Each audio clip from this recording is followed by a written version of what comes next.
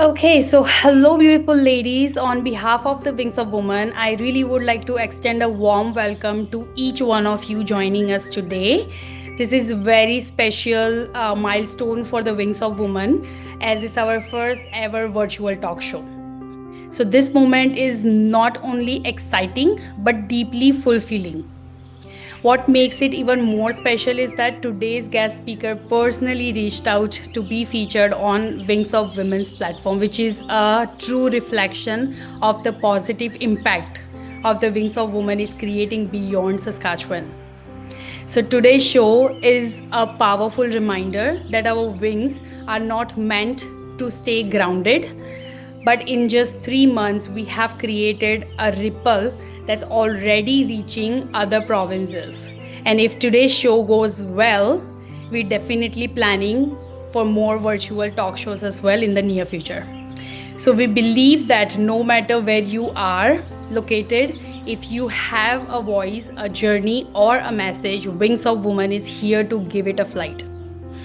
So let's round applause to welcome Vera. She's also helping a woman entrepreneurs, the based in Alberta. So Vera, hi, how are you? And thank you really so much to be on our show.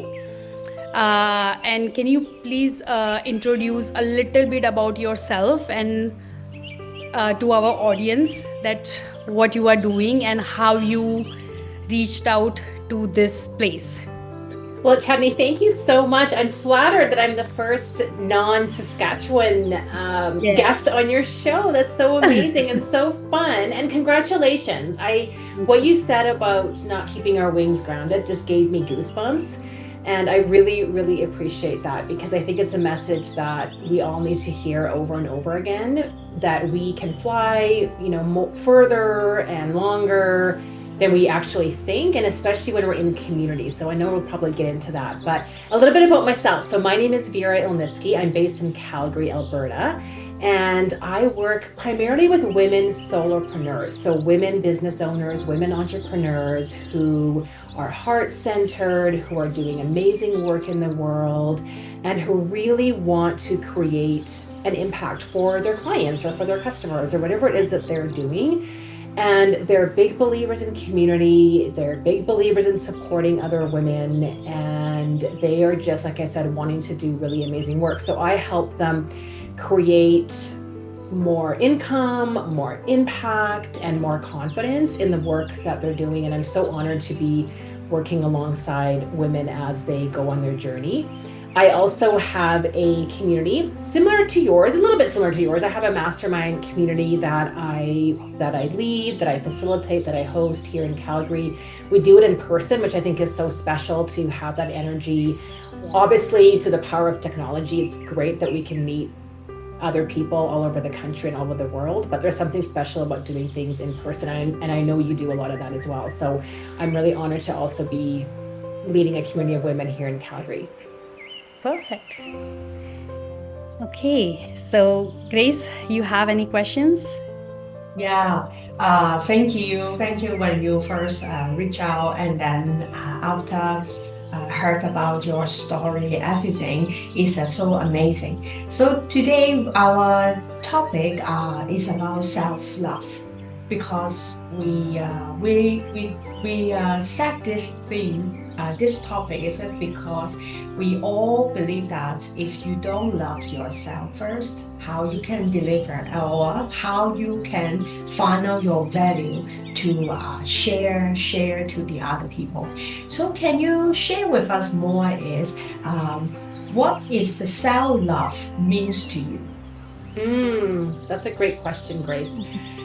Self-love to me means that we are true to ourselves, and that I think first of all we need to really know who we are as people, and that is a lifelong journey. And I know you and I know me, I've been on this journey for decades, and there's always another layer to discover and to learn about ourselves and another version of ourselves to step into.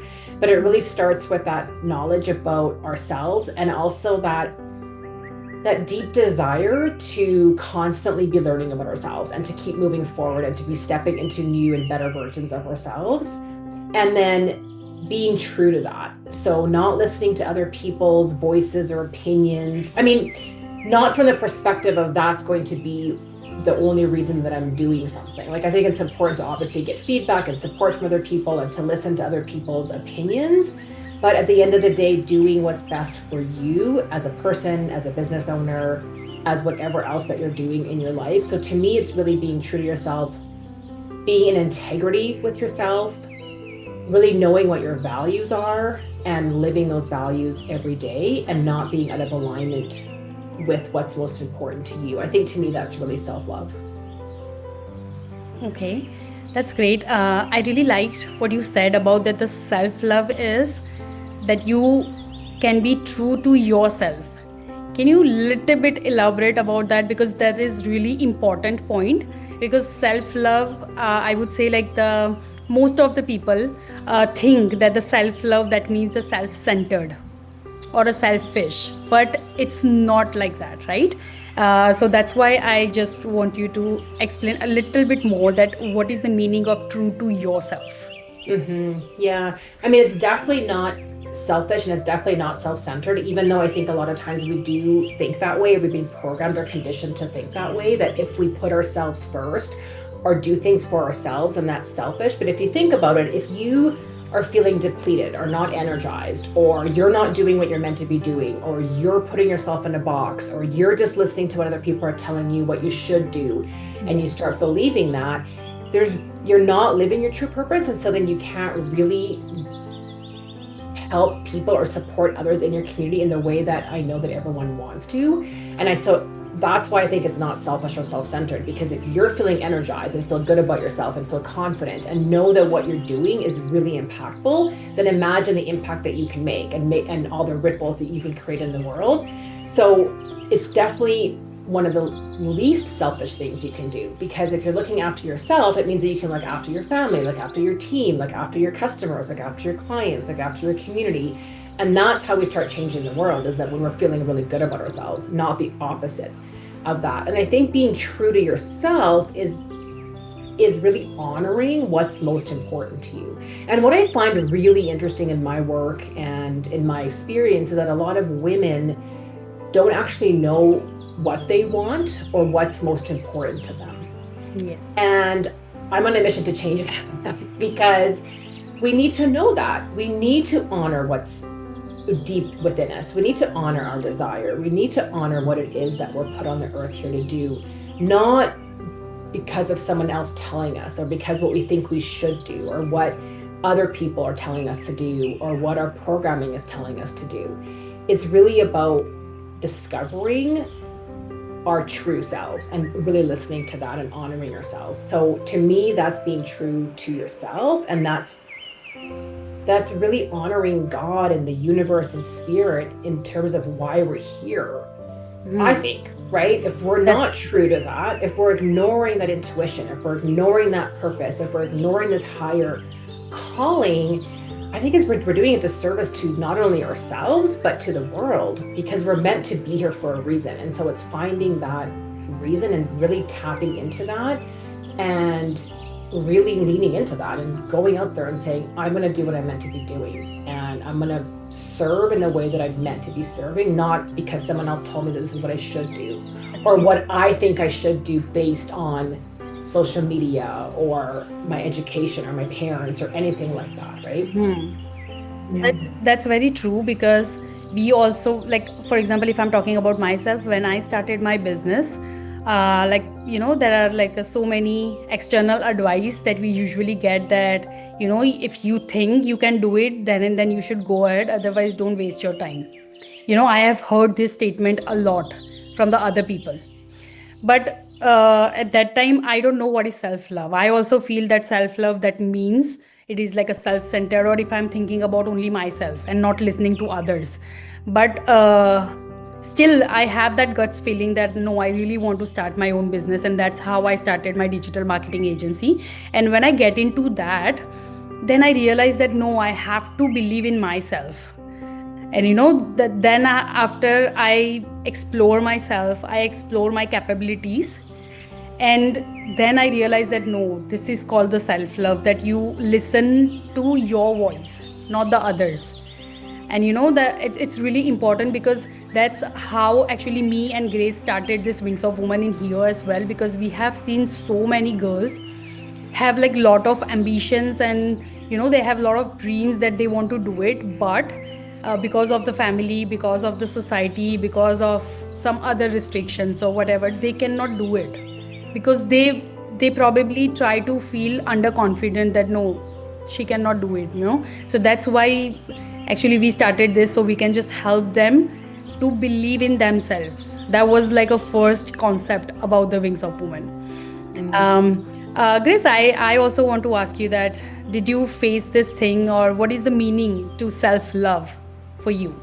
Me, I think that the self-love is what Vera say is you have to understand what is your true meaning in the world.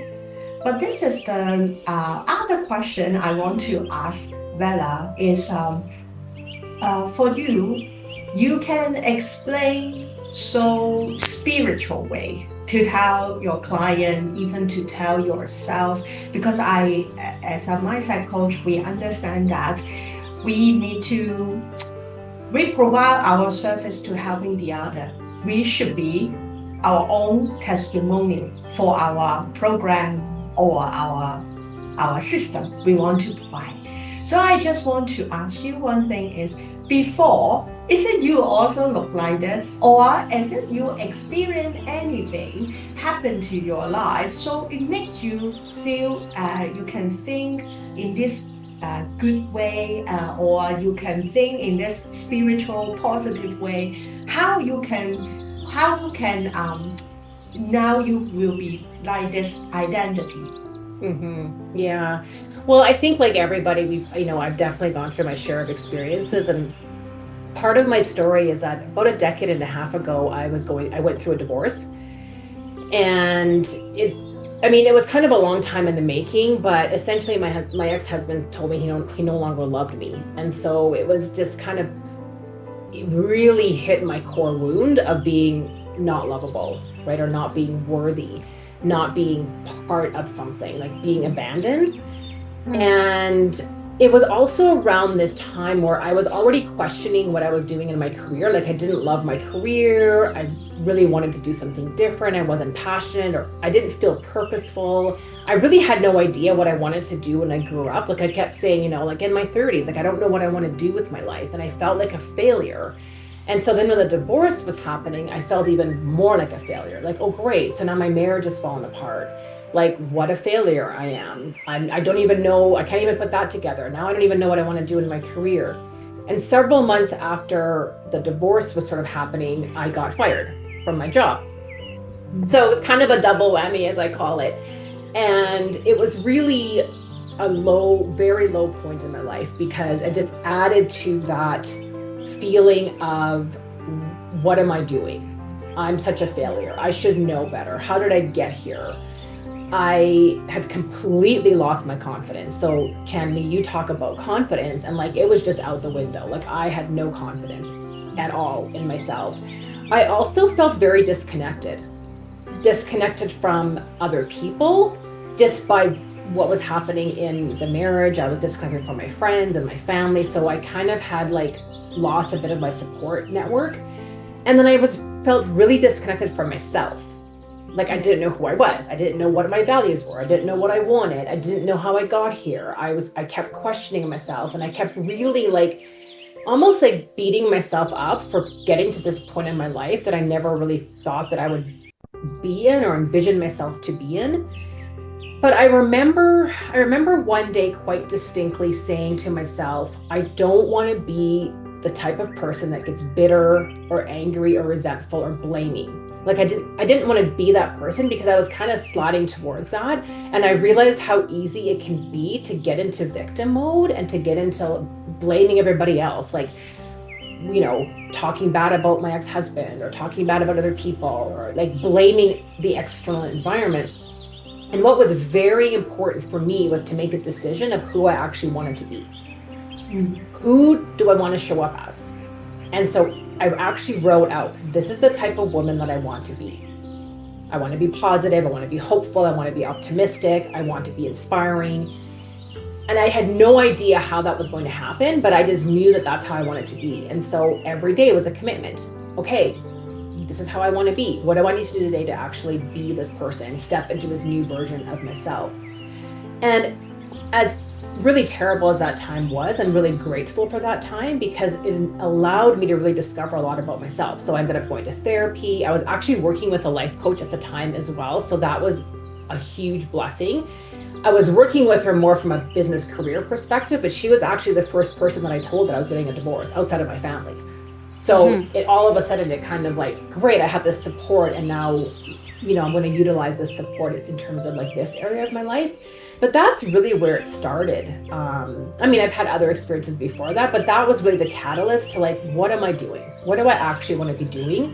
And most importantly, who do I want to be?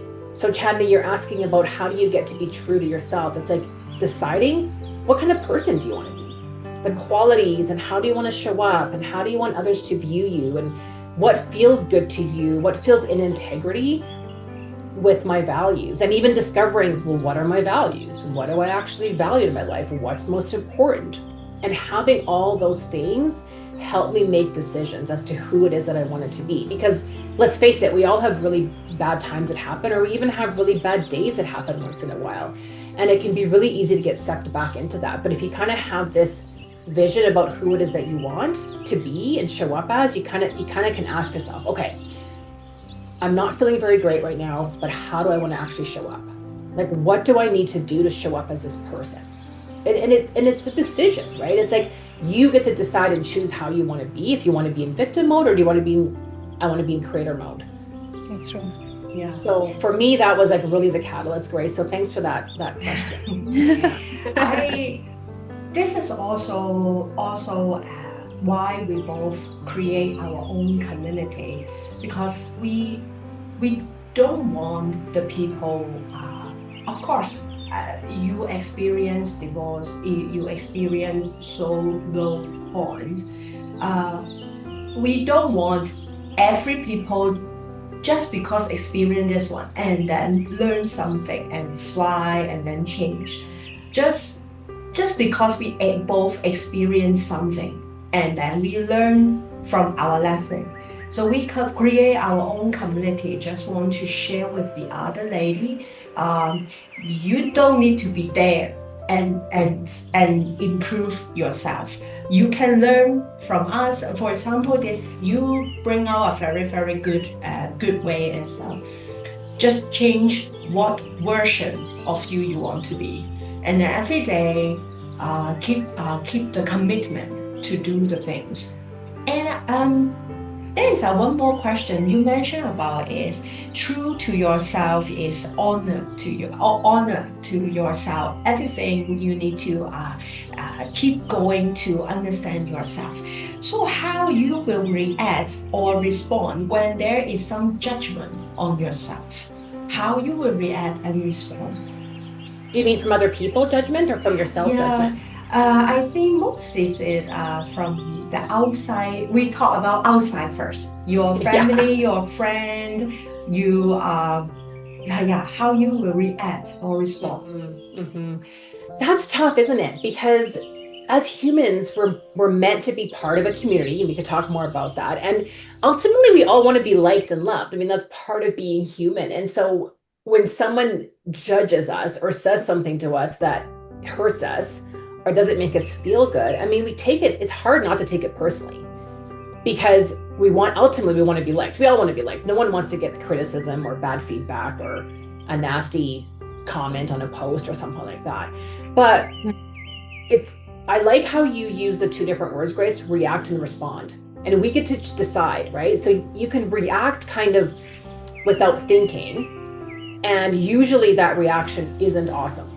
Like, it's not usually how people want to react. So usually it's anger, or it's maybe pushing back, or it's saying something mean, or it's accepting what they're saying about us and internalizing it, which is the worst, because then all of a sudden we start to believe that, and it just starts eroding our confidence or eroding what we actually want to be doing. So that reaction is not how we want to. I don't think it's like, we don't want to react. We want to respond, right? And responding to me means that we take a bit of a pause and we think about, okay, well, when something happens to us that we don't like, how do I actually want to be? Again, it's that question, how do I actually want to be in that moment? So when someone says something mean to me, or they write something mean to me, or someone is passing judgment on me, or I think they're passing judgment on me, how do I actually want to be in that situation? And it takes a bit of practice, because it does hurt. Like, it stings when someone rejects you, or when someone says something mean to you, or when someone judges you. It stings, but it's learning how to disconnect that from you. They can think whatever they want. I mean, we can all think whatever we want. Everyone has a choice of their opinion and what they think, and what they think about us, and what they think about other things. But disconnecting that from who we are as a person and what we think about ourselves. So kind of thinking about that, like, well, what do I believe? Like, do I believe this is true? Or do I not believe that this is true? So it's not easy. I mean, none of this work is easy. It's not like, okay, I'm just gonna like think about this, and tomorrow I'm gonna not be hurt when someone judges me, or not be offended when someone judges me. I mean, it's a lifelong practice, and I still get triggered when someone judges me, because ultimately no one wants to be judged. But it's like, okay, how do I want to show up in this? Like, how do I actually want to respond? And sometimes it's no response at all. It's not engaging in that, right? Do I want to be taken down to this lower frequency level, or do I want to stay where I'm at and be positive and optimistic and bless them in a way, and just kind of like release that judgy feeling? Does that answer your question, Grace? Yeah, and you just make me very curious. So can you open to share what now still will trigger you? What judgment will still trigger you, and you're still working on it? Yeah, it's more about like, for me, it's still sometimes challenging to be out there, because as entrepreneurs, we're out there. Like, I'm on social media, I do lots of video, I do things like this, I'm sharing my story. I was in the National Post earlier this year, and I had like a big, splashy kind of, like, not splashy, but I had a big picture of myself in there, and I was like, oh my gosh, like, what are people gonna think? So it's that like story that I'm creating in my head. Like, what are people gonna think? Are they gonna like judge me about this? And I'm creating this big story. Probably no one even cares, right? Like, and if they do, it doesn't really matter. So it's some of that self-talk, but it's definitely I do get triggered sometimes if I'm not careful about it, as to what are people going to think. Like, and then sometimes I find myself stopping, like, oh, I'm not going to do this thing because someone might get offended, or someone might not like this, and then I have to talk myself into, like, why am I doing this? Right? Does this feel true to me? Am I doing this because I really want to? Is it serving my clients, or serving my community, or serving someone else and inspiring them? And is it sending out some sort of positive message? Then it doesn't really matter what other people think. But that's the one thing that really still I struggle with in terms of judgment. What are people going to think? So can I say now still you work on some is your self-judgment. Actually, when you done your posting, maybe the people like it. But before they don't understand how many pause you don't want to go for it. But now mostly it's just the self-judgment. Mm-hmm. Yeah, absolutely. And that's a tough one, right? Because we are so hard on ourselves. We're so hard on ourselves. The things that we say to ourselves, the things that I say to myself, we would never say that to anybody. Those mean, horrible things. And so when you step back a little bit and think about it, it's like, wow, that's crazy that we think that about ourselves. Like, that self-judgment is so deeply rooted, and it comes from other people, right? It doesn't come from our inner wisdom or inner guidance. It comes from other people, and we just internalize it.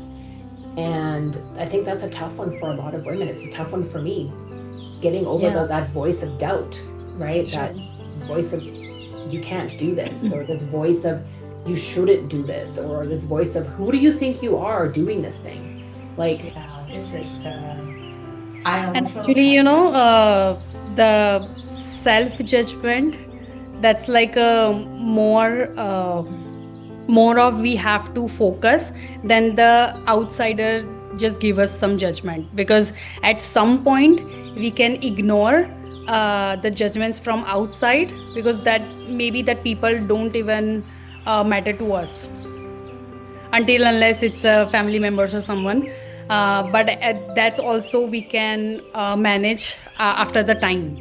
But if your inner voice judge you for something, I think that definitely every woman should work on that, Hmm. because that basically creates a self doubts for you, that can stop your productivity, that can stop your growth. So that's, I Hmm. think, more dangerous than the outsiders, you Yeah. know.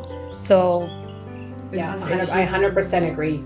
Yeah, Yeah. because if your self love is very strong, you will not care about what the outside people saying. If Yeah. we can most of the time is deal with our self judgment, uh, you will become very non powerful, and you can do many things you like. Just like you, Vala, I saw you just finished a very amazing in-person event. There more than 18 ladies joined there. So yeah, so this is very good. Yeah, and I think, the more that you step through that fear and that doubt, the quieter it gets. Like, because it's never really going to go away, like that voice of fear and that voice of doubt and that voice of hmm. imposter syndrome and all that, like it's always going to be part of us. And I think it's part of it's accepting that, and part of it is being grateful for it. There is a purpose why we have fear, there's a purpose why we have doubt, and so it's figuring out for ourselves like what that purpose is and thanking it. But it's deciding like, okay, I feel a bit scared, or I'm feeling like a fraud right now, but I'm going to do it anyways, because my greater vision, my greater purpose is greater than that fear, that doubt. And so it's always reminding yourself, well, what am I doing this for ultimately? Right? And again, who do I want to be? Do I want to be the small person who doesn't do it and they're going to regret it later? Or do I want to be someone who is at least going to give it a good shot and just give it your all and try it and see what happens? And what's the worst that can happen? So it's reframing that and saying, well, there's no mistakes, right? There's no failure. It's just a learning opportunity. I say this about entrepreneurship a lot, is that it's all a big experiment. It's all a big experiment. Like, it might work, quote unquote. It might not work, quote unquote. But we're always going to learn something. So if it doesn't quite go the way we thought, okay, why didn't it go quite the way that we thought? Can we shift things, right? Can we change things the next time? What did we learn? What can we incorporate into our next plan? What kind of feedback did we get? And if it does work, awesome. How can we make it better or greater the next time? So it's all just a big experiment. We don't know. And life is kind of a big experiment. It's like, we don't know. We don't know anything. We don't know what's going to happen. We can only control so much, and we can only control our actions and our decisions and what we want to be and who we want to step into being. But at the end of the day, I think embracing some of it and having like a bit of fun with it and just being curious and thinking, okay, like, I'm just curious to see what's going to happen with this. Let's see where it goes. Like, you did that, right? You started this beautiful broadcast channel, and you're like, I don't know where it's going to go. We don't know who it's going to reach, but we know that we really want to help women. And we know deep down that it's going to reach, even if it reaches one person, it's worth it. And here you are, you're like, oh, now we're like outside of Saskatchewan. Awesome. Yeah. That's actually, we also try to empower the women, that don't just think that you can do this or no. Like, don't worry about the results. At least just step into something. You don't know you can do this or no. And that's how you can explore yourself. Right? But if you don't even give it a try, even though you are not getting anything. So why is just better to give it a try? As you said, the worst thing what's gonna happen, nothing is work, it's okay. but it's basically give you a good experience that okay, you can do this or no. If no, then how to improve that, to achieve that. So that's also, I would say, the self love, because you have to accept yourself as it is. Like if you are afraid of something, if you are, I think you, if you accept your what I do, and that's also I learned after I started my business, that before that usually it happens that if you scared of doing something, you are trying to avoid that thing. And once I'll be in the business, I tried that thing for the very first, that okay, if I'm scared of this, then now I have to try it right now. Mm. And that's actually boosts your confidence to do the new things and to accept the new environments.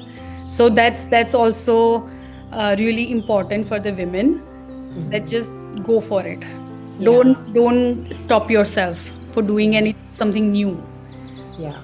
Yeah. Well, and something you said really triggered, or this reminded me of something. You know, when we talk about fear and being scared of something, like what's the opposite of fear?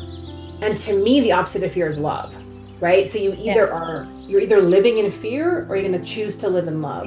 And so when you talk about we're scared to do something, or we're fearful about doing something, or we have anxiety about trying something, the opposite of that is self-love. Well, I'm going to just step into love. And maybe that's a reframe for some women. It's like, well, you're doing yourself a disservice by staying scared and being controlled by the fear, instead of saying, I'm going to overcome this by being loving to myself. And being loving to myself means taking action towards my goals, even if I'm doing it scared. Like that's the whole thing. That's the practice. It's doing it, and you're nervous anyway. You do it anyways. You're nervous, you do it anyways. You're scared, you do it anyways. You're doubtful, you do it anyways. Because you're so right, Chandni. Like the more they do it, like if you step through that fear and you're like, oh my gosh, I did it.